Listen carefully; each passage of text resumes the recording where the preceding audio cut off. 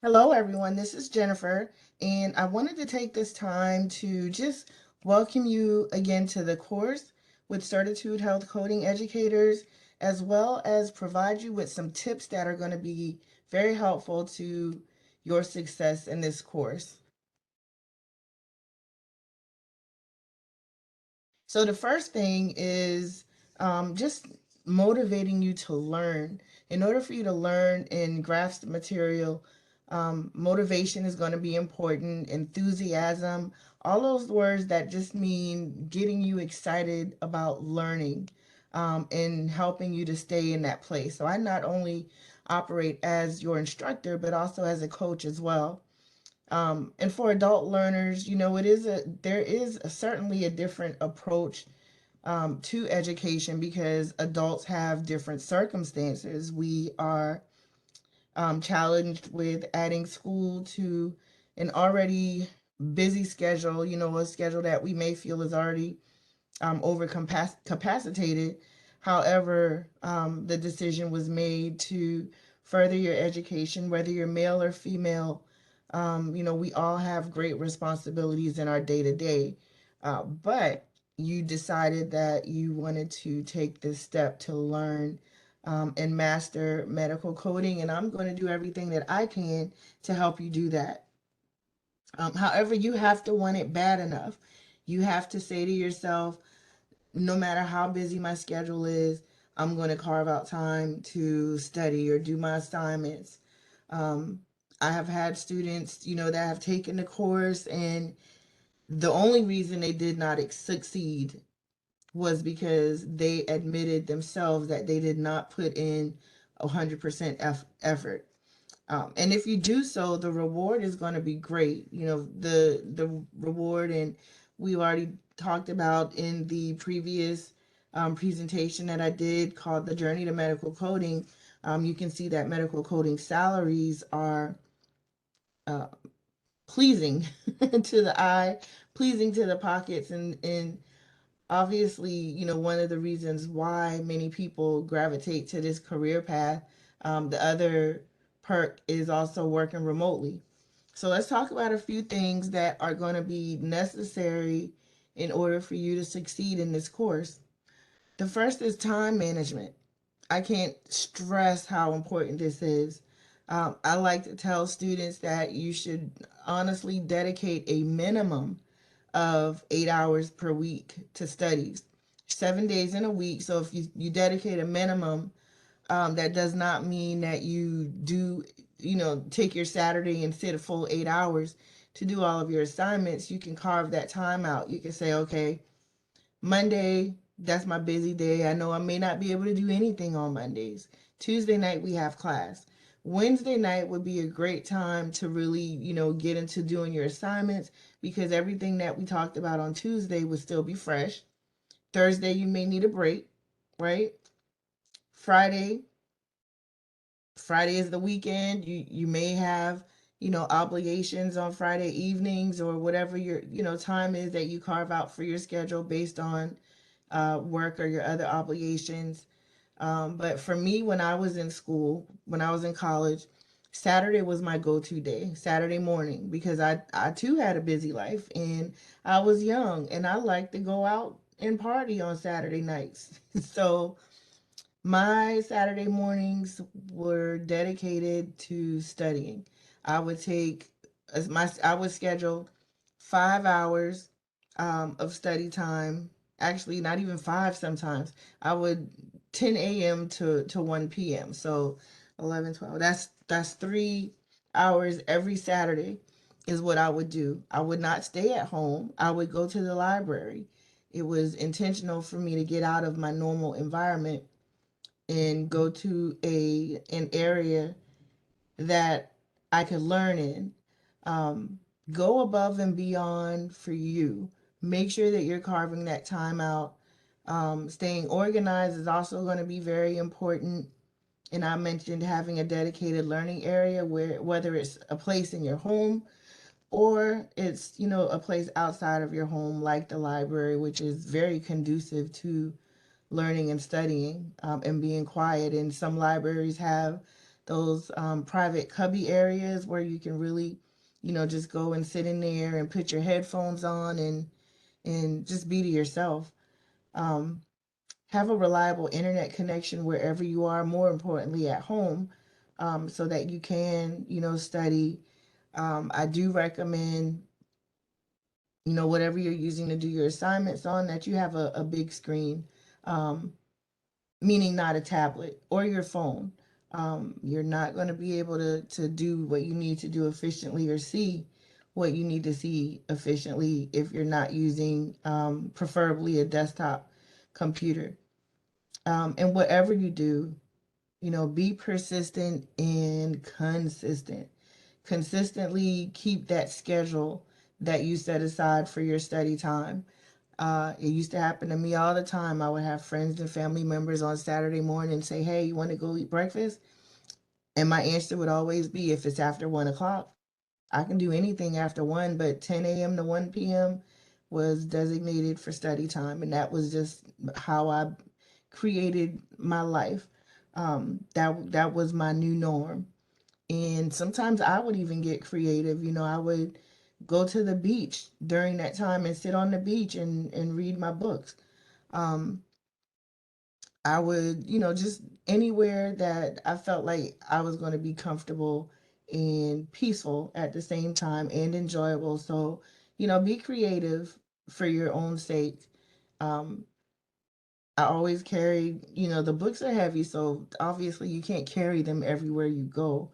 But the other beauty of this course is that a lot of the material is going to be available online, so you can always go to YouTube from your phone and listen to the chats. I'm sorry, listen to the lectures that are being provided. You could do that while you're driving. You don't necessarily have to look at it. If you're an audible learner, you can always listen while you're driving or sitting in traffic. So just a number of creative ways that you can make sure that you're consistently and persistently staying connected to what it is that you're trying to learn. Communication is going to also be extremely important. And when I say communication, it not only means to me, but to your family members, to your friends, and making sure that they understand, like, hey, this is important to me. I need y'all to be on board with supporting me. I need a support system. I need you to be a part of this learning process so you can even involve them in what you're doing by letting them know and communicating to them what you're learning. So if we're working on, just say, medical terminology, incorporate that into your normal day-to-day conversations. If we're talking about in the course anatomy, talk about that with your family as well. Um, so that they kind of understand the capacity of the material that you're learning, the level of how complicated, the material that you're learning can be. When it comes to me, I will need you all to ask questions. Do not be afraid to ask a question, because if you don't ask your question, you won't know the answer. And typically, I've seen, where students who are afraid, ashamed, maybe, to ask questions, and they don't speak up to let me know that they're not understanding it. However, I can see in the assignments that they're submitting or in their quiz grades that they're not getting it. Um, it's really your responsibility to come to me to let me know that you're not getting it, even though that I could sense or see that. Um, as adults, I would expect you to come to me and say, hey, I paid you this amount of money. Um, and I expect to learn, so I need you to help me with this. Because I am going to do my best and give you all of the materials and all of the resources that you need. But if there's something that you're not grasping, then you can come to me and say, hey, I know you gave us all of this information, but I still don't get it. And then that's when we can sit down and talk about personal tutoring sessions. We can carve out some time. If you're local in the Charleston or Low Country area where I am, we can meet face to face, at the library, at a Starbucks. If you're not locally located here in the Charleston area, then we can meet by phone. We can meet by Facebook Messenger. We can meet by the same WebEx portal that we use for the class by video or Zoom, whatever works best for you. But we can meet, is the point, and do a personal tutoring session so that I can work with you individually until you get it and until you understand. You can email your questions to me. You can text message me with your question. If you're looking at something, I like to, if you have a specific question about and a question on your homework assignment or your quiz, screenshot it or take a picture of it and text it to me, and then that way I can kind of fully understand what you're asking. Partner with your classmates. Although we're on an online platform and you may not be able to see your classmates face to face, you can still network with them, make new friends, you know, find you a study buddy. That can be very helpful to you, especially if you're a social person. Utilizing free resources. There is a multitude of references on YouTube. There are a few other apps that you can download that are free that, it pertains to medical terminology or anatomy. There's a CPC exam prep app that's almost equivalent to the course. I think the app is $20. It may be a little bit less, but I had a few students that downloaded that, and that app was $20. That's something that you can have in your phone, and you can just kind of quiz yourself and test yourself, throughout the day. If you have some downtime, you can step away from Facebook or playing a game on your phone and go into that app and, just get some study time in. That's another way of doing it. But YouTube, I'm telling you, there are so many videos related to medical coding. You can just go to YouTube and type medical terminology, anatomy and physiology, CPT coding, medical coding, CPC prep course, a number of things you could do to find helpful or additional resources, things that are going to be in addition to what I'm providing for you. Remember your why. Why are you doing this? What prompted you to even take this course? At some point in the course, happens to everybody. At some point in the course, you're going to get frustrated. You're going to come across this one thing that you feel like this is so hard or so complex or detailed that I just don't think I'm going to get it. You're going to be intimidated by it. It's like me with, algebra. I hate it. I'm intimidated by it. And if you're intimidated by something that you're trying to learn, what do? You skip past it.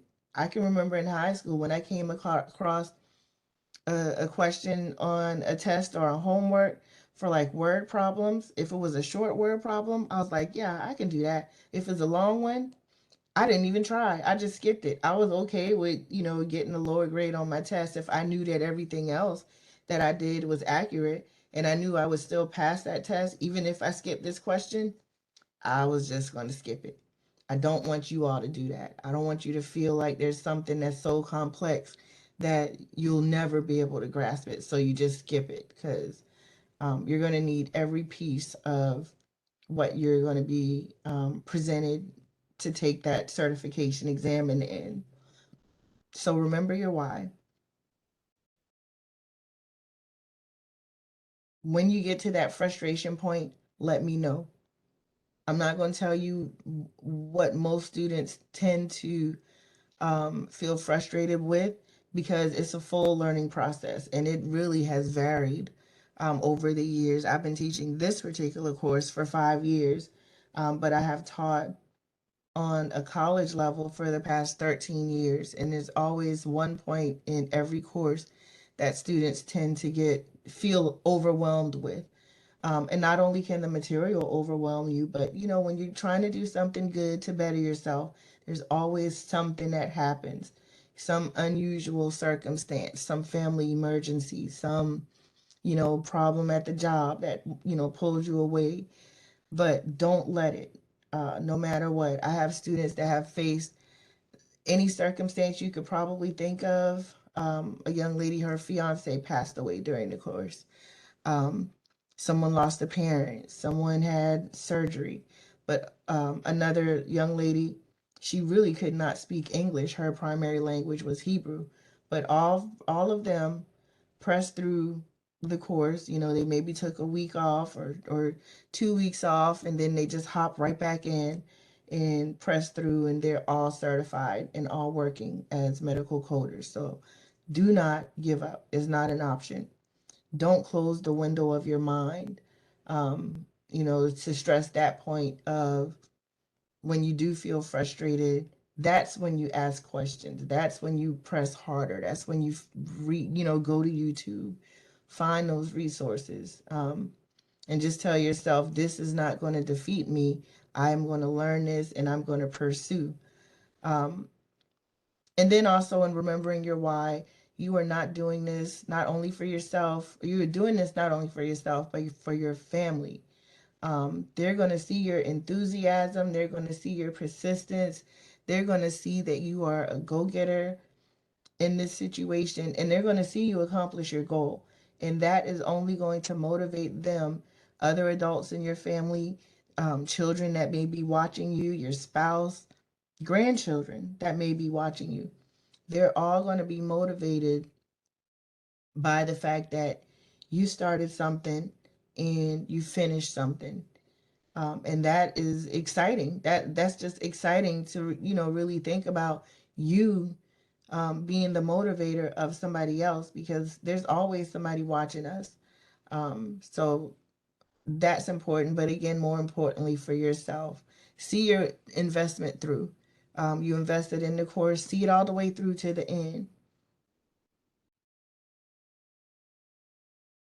Don't shut down. I'm here to help you from the start to the finish. I always tell my students, once you're a student of Certitude, you're always a student of Certitude. Those that have gone on to become certified, taking that certification exam, they have moved to various states. I have students that live in Florida, um, Columbus, Ohio, Georgia. I'm in South Carolina. So, I think that speaks volumes that even though some of them may have taken my course online, or some of them, because there was a point where I was doing face to face classes and I had an actual classroom prior to COVID. Um, but they've all stayed in touch, um, because they understand, the value of relationships and building and continuing relationships, and networking is going to be for your greater good. So again, do not shut down. All of the previous things that I've mentioned in this presentation are going to be your tools and your tips for success. So I just wanted to take this time to motivate you.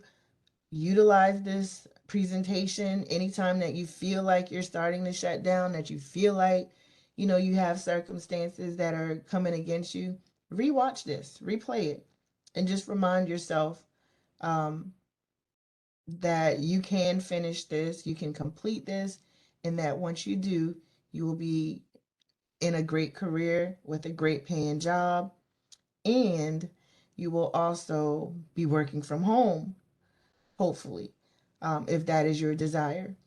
So, thank you all for your time once again, and I hope that this was inspiring to you. If you have any questions, you also know that you can reach out to me anytime. Thank you so much.